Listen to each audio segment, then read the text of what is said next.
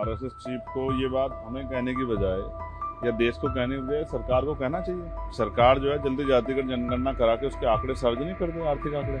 मुझे अच्छा लगता है कि प्रधानमंत्री कल कहते कि हम लोग मंडल दिवस की बधाई देते हैं, लोगों को मंडल दिवस मनाना चाहिए, या मंडल कमीशन की बाकी सिफारिशें कब पूरी होंगी तो इनको अपने आप तय करना पड़ेगा कि आरएसएस चीफ सही कह रहे हैं या उनके नीचे के पदाधिकारी जो हैं वो सही कह रहे हैं।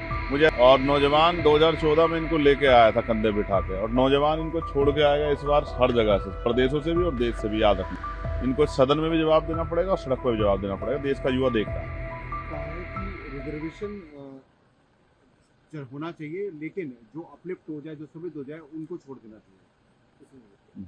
अच्छी बात है, बिल्कुल अच्छी बात है।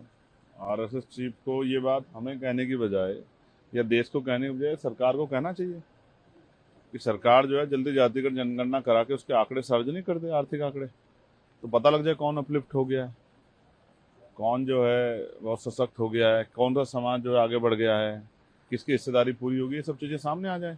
इसी बात को लेके आज हम लोग लखनऊ में मंडल दिवस, क्योंकि आज महत्वपूर्ण है, प्रधानमंत्री जी को ये याद है कि हैंडलूम दिवस भी है स्वदेशी, लेकिन उनको याद नहीं कि जो नारा दे के वो आए थे कि हम मंडल कमीशन की बाकी सिफारिशें पूरी करेंगे, उसको लेके आज मंडल दिवस पे, क्योंकि 7 अगस्त 1990 को उस समय के प्रधानमंत्री वीपी सिंह जी ने घोषणा की थी कि मंडल कमीशन की, आज ही के दिन, कि हम मंडल कमीशन की सिफारिशें लागू करेंगे। 40 सिफारिशें 2 लागू हुई हैं, 38 अभी बाकी हैं।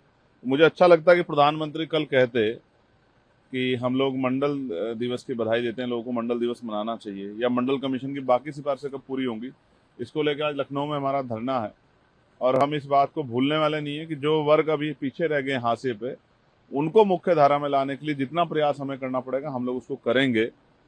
हम उसके लिए संकल्पित भी हैं और तटस्थ भी हैं कि अब हम पीछे नहीं हटने वाले, अपने लोगों के अधिकार हम लेकर रहेंगे। आरएसएस चीफ ने ये भी कहा कि जो प्रोटेस्टर है वो एंटी नेशनल नहीं है। अब ये उन्हीं के आरएसएस के एक और दूसरे पदाधिकारी 2 दिन पहले कह रहे थे कि ये सब जो हैं उनके बारे में आप शब्द कह रहे थे, वो आज ये कह रहे हैं कि ये प्रोटेस्टर हैं। तो इनको अपने आप तय करना पड़ेगा कि आरएसएस चीफ सही कह रहे हैं या उनके नीचे के पदाधिकारी जो हैं वो सही कह रहे हैं।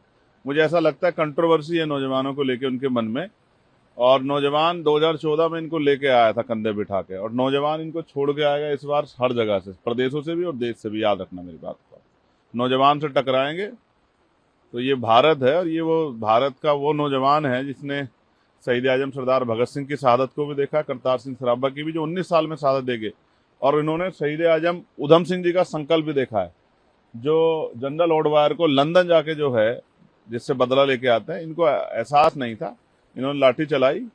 इनको सदन में भी जवाब देना पड़ेगा और सड़क पर भी जवाब देना पड़ेगा। देश का युवा देख रहा है। प्रभातखबर.com, विश्वास वही, रफ्तार नहीं।